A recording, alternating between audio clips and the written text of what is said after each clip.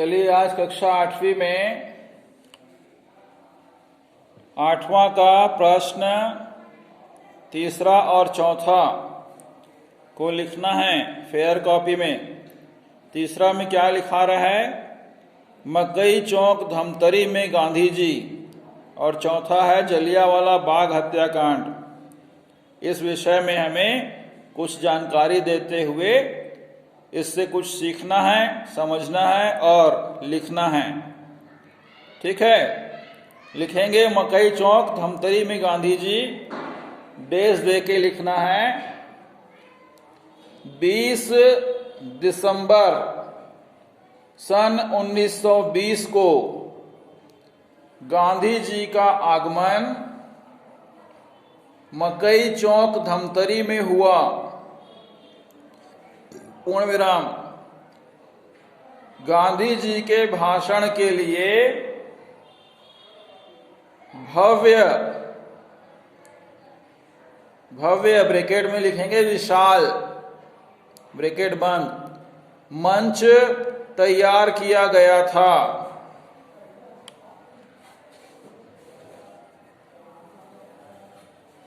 उनके दर्शन तथा ऐतिहासिक भाषण को सुनने के लिए जन सैलाब उमड़ पड़ा। पूर्ण विराम। जन सैलाब मतलब होता है बहुत ज्यादा मात्रा में लोगों की भीड़। ठीक है, समझ में आ रहा है? नहीं आएगा तो पूछ लीजिएगा। गांधी जी जब कार से उतरे तो उन्हें मंच तक पहुंचना कठिन हो गया। पूर्ण विराम। लोग उनके दर्शन के लिए व्याकुल और अधीर हो गए। व्याकुल मतलब बेचैन और अधीर मतलब होता है धैर्य को खो देना, धैर्य को खोना। ठीक है। पूर्ण विराम। गांधी जी ने सबका अभिवादन किया। अभिवादन मतलब हाथ जोड़कर नमस्कार करना। पूर्ण विराम। ग्राम गुरूर के व्यापारी उमर सेठ ने तो गांधी जी को अपने कंधों पर उठा लिया और मंच तक पहुंचाकर ही रुके। पूर्ण विराम। छत्तीसगढ़ के लोगों ने गांधी जी को अपने हृदय में स्थान दिया। पूर्ण विराम। जब गांधी जी सुसज्जित मंच पर भाषण देने को आए तो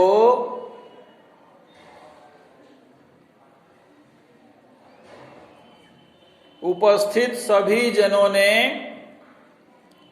महात्मा गांधी की जय, डबल इन्वर्टेड कॉमा में करेंगे, महात्मा गांधी की जय दो वर्ड को, के नारे से आसमान गूंजने लगा। पूर्ण विराम। उनके ओजस्वी भाषण ने छत्तीसगढ़ में आजादी का मंत्र फूंक दिया। पूर्ण विराम। ओजस्वी मतलब होता है तेज और स्पष्ट, तेज और स्पष्ट। वहां उपस्थित महिलाओं ने पार्टी फंड के लिए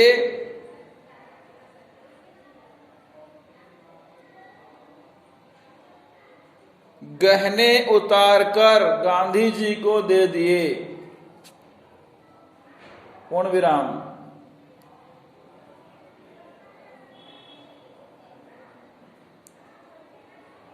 यह आपका तीसरा प्रश्न का उत्तर यहां पर संपूर्ण होता है। चौथा देखेंगे प्रश्न जलियांवाला बाग हत्याकांड, है ना। पुस्तक में भी आपको पढ़ाई के दौरान इस विषय के बारे में, सभी विषय के बारे में बताया गया था ना। अब उसी बताए हुए बातों को प्रश्न के रूप में यहां पर पूछ रहा है, तो इसका उत्तर हमें लिखना है। और आपसे वार्षिक परीक्षा में इनका प्रश्न पूछा जाएगा तो आपको लिखना है, इसलिए घर में पढ़ना जरूरी है, वीडियो को 1-2 बार सुनना जरूरी है, फेयर कॉपी में लिखना जरूरी है, ठीक है। जैसे आप स्कूल आते थे 11:30 से 4:30 बजे के बीच, वैसे ही आपको 11:30 से 4:30 बजे के बीच में घर पर पढ़ना चाहिए। पुस्तक पढ़िए, वीडियो में जो बताया जा रहा है उसको लिखिए, सुनिए, ठीक है। तभी आप 8वीं की वार्षिक परीक्षा को आसानी से पास कर पाएंगे, ठीक है। चलिए लिखते हैं जलियांवाला बाग हत्याकांड के बारे में, डेज देके आगे लिखना है। 13 अप्रैल सन 1919 को रोलेट एक्ट के विरोध व राष्ट्रवादी नेता सत्यपाल और डॉक्टर सैफुद्दीन किचलू की गिरफ्तारी के विरोध में पंजाब के अमृतसर में स्थित जलियांवाला बाग में एक आम सभा आयोजित की गई थी। पूर्ण विराम।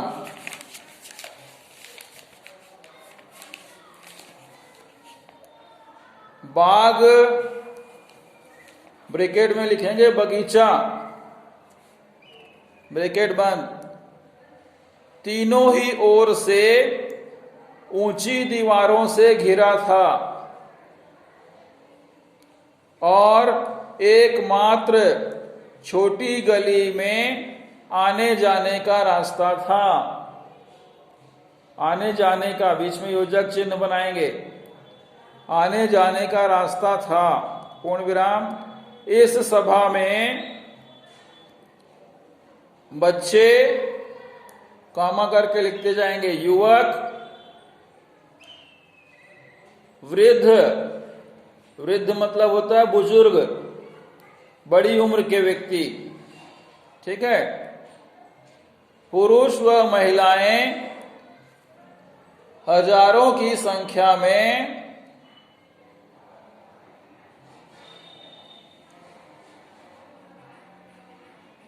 उपस्थित थे। पूर्ण विराम। तभी जनरल डायर ने बिना किसी पूर्व सूचना के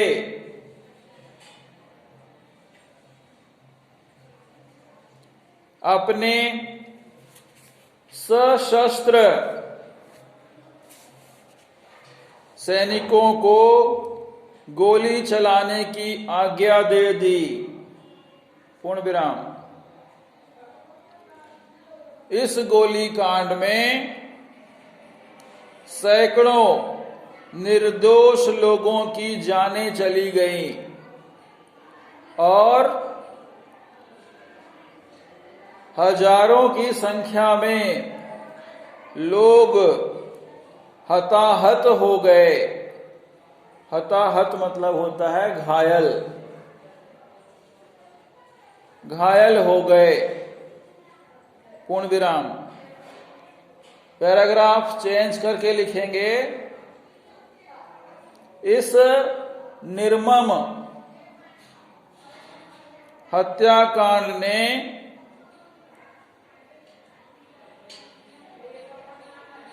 भारत को झकझोर कर रख दिया। पूर्ण विराम। निर्मम मतलब होता है बिना किसी दया भावना के, और झकझोर मतलब होता है हिला के रख देना। ठीक है।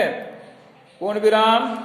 देश भर में इसके विरोध में अलग अलग राज्यों में सभाएं हुई। पूर्ण विराम। सभी प्रमुख नेताओं ने इस घृणित कृत्य की घोर निंदा की। पूर्ण विराम।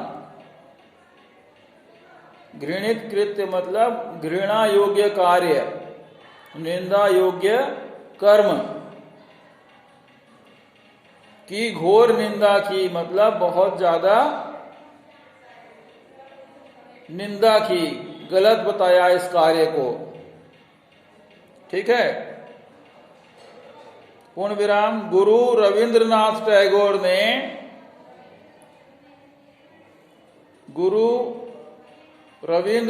टैगोर ने सर, सिंगल इन्वर्टेड कामा में बनाएंगे, सर की उपाधि जो अंग्रेजों द्वारा दी गई थी, उसे उन्होंने वापस कर दिया।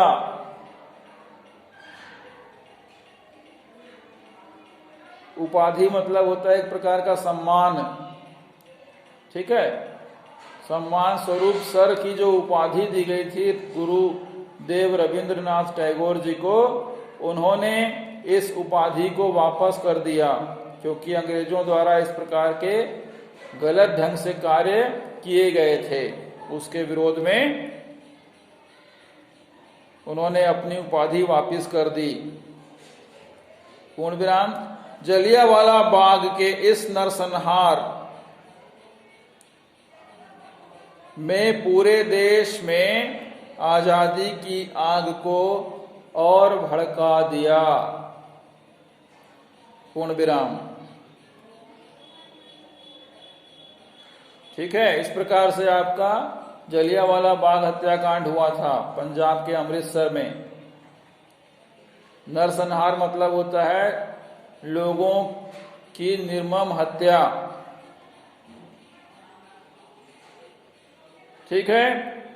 तो आज आपका यह अध्याय यहां पर कंप्लीट होता है। यहां पर कुछ बता रहा है कि जलियांवाला बाग के संबंध में कुछ चित्र एकत्रित कीजिए। गांधी जी का छत्तीसगढ़ आगमन के संबंध में चित्र वगैरह संग्रह कीजिए। अपने क्षेत्र में स्वतंत्रता संग्राम सेनानियों के बारे में उनके चित्र संग्रहित कीजिए। ये एक प्रकार का प्रैक्टिकल है। इस प्रकार के कार्य हमारे द्वारा, बच्चों के द्वारा होने चाहिए, ताकि हमें आजादी कैसे मिली यह हमें याद रहे। ठीक है। तो आप लोगों के लिए एक होमवर्क है। नागरिक शास्त्र का एक अध्याय है, संयुक्त राष्ट्र संघ, अध्याय 8 है। देखिएगा।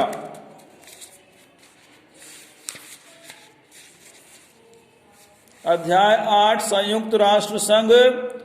इसके बारे में आपको घर में पढ़ाई करनी है। यह पाठ आपको पढ़ना है। अध्याय 8 नागरिक शास्त्र। हम भी आपको अगले दिन कुछ पढ़कर बताएंगे इसके बारे में। ठीक है।